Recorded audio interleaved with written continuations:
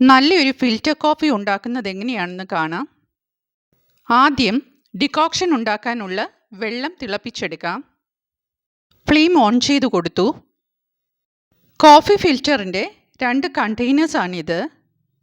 ചെറിയ ഹോൾസ് ഉള്ളത് മുകളിൽ വരുന്ന രീതിയിലാണ് ഇത് സ്റ്റാക്ക് ചെയ്ത് വെക്കേണ്ടത്.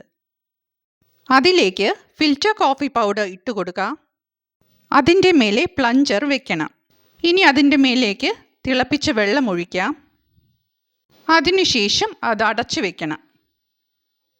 ഇനി അത് അവിടെ ഇരുന്ന് ബ്രൂ ആകും. അപ്പോഴേക്കും പാല് കാച്ചി എടുക്കാം. ഡിക്കോക്ഷൻ താഴത്തെ കണ്ടെയ്നറിലേക്ക് വീഴും. പാൽ എപ്പോഴും തുടർച്ചയായി ഇളക്കി കൊടുത്താണ് കാച്ചിയെടുക്കേണ്ടത്. പാലും കാച്ചിയെടുത്തു. ഡിക്കോക്ഷനും റെഡിയായി.